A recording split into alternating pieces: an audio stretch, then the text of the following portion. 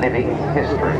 This is British engineering and design, and it's very, very good. And of course designed by the same man that designed the Lancaster. An initial design on the back of an envelope designed just 10 years after the Lancaster first.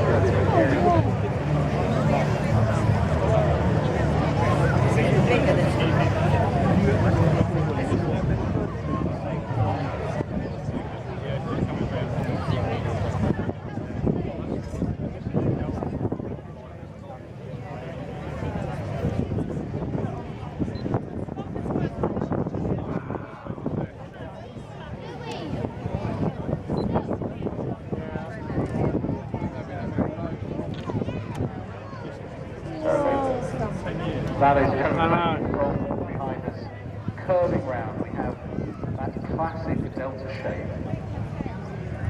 XH558, the Avro Vulcan. Here it is, ladies and gentlemen, representing the very best of the imaginatives that thinking out of the box version of British aeronautical design and engineering.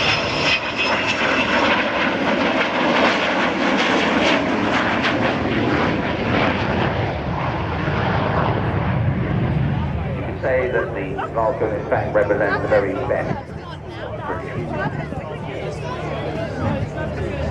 It's proven itself to be the single most popular aircraft in the country, the people's aeroplane, if you like, and proudly bears the title of the Spirit of Great Britain on her nose. Having said that, it's the only flying example in the world, and it takes over £20 million just to get it going, and it costs over £2 million a year to run. It's about £39,000 per week. Trying to raise that money with a continuous struggle for the first of the year in 2007. So it's only by public donation, it's only by your contribution, the people to whom this aircraft belongs. Yes, it's yours. Any contribution that you make to a company absolutely makes it your problem.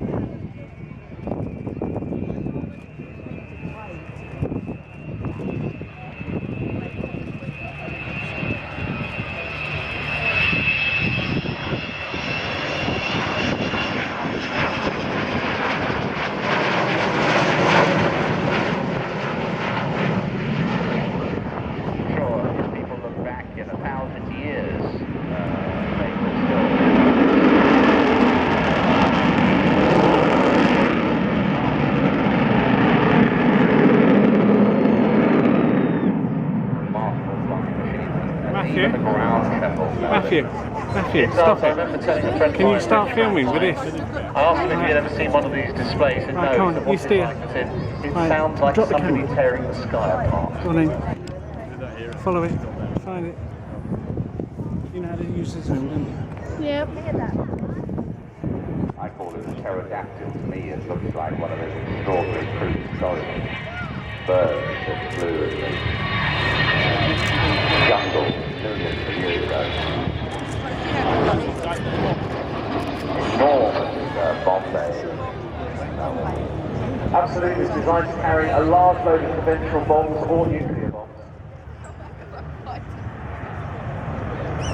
And it's one of the 3 D-bombers, the designs of which went out to various companies. The noise is massive. The other 2 being the Anti-Plane Victor and the Valiant.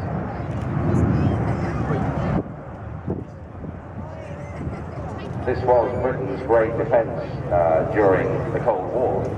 Absolutely, this was the Cold War deterrent for many years, and it's very lucky that it didn't have to use it. We didn't have to use it in that manner. And of course, it's now famous for the Black Buck missions over to the Falklands, where one of these aircraft went and managed to bomb the runway, and so making it possible for the Argentine forces to use the main runway at Port Stanley.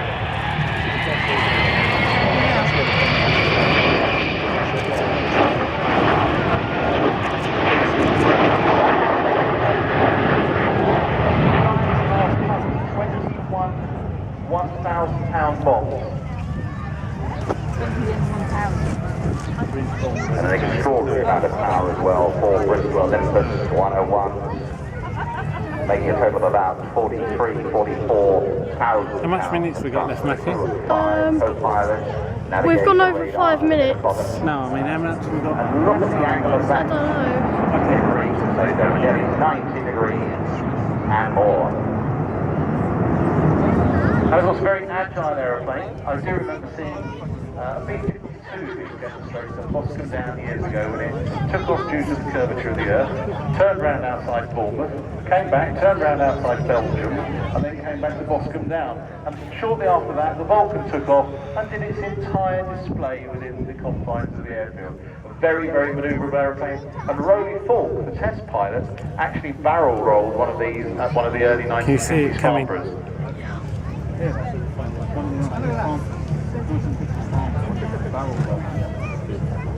So once again, ladies and gentlemen, here you are, an opportunity for a great photo.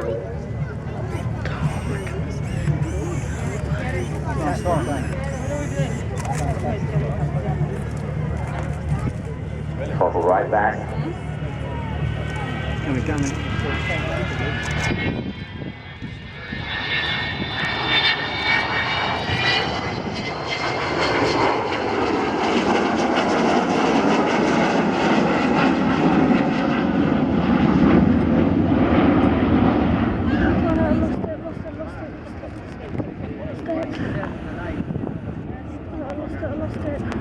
Well, ladies and gentlemen, the Vulcan stand is here today once again. You can get merchandise there, but also you can, if you wish, as I say, it is your aircraft, make a contribution to keep this aircraft flying for another display season so that we can see this extraordinary presentation of British ingenuity and engineering. But it does cost over £2 million a year just. Well, do you want me to stop? No, just if you're going to run out of Every time. donation you make, however small, will be a great contribution to your aircraft. I think it might leave now. Oh no! Oh no! I got it wrong. Oh, goodness.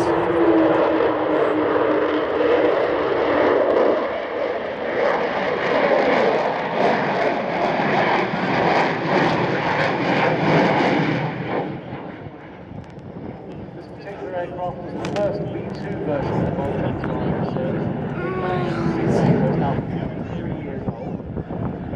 You served on 30 operational conversion unit and then 101 and 44 and 50 squadrons. It can climb to an amazing 65,000 feet. It's got a range of over 4,500 miles, unrefueled with a bomb load.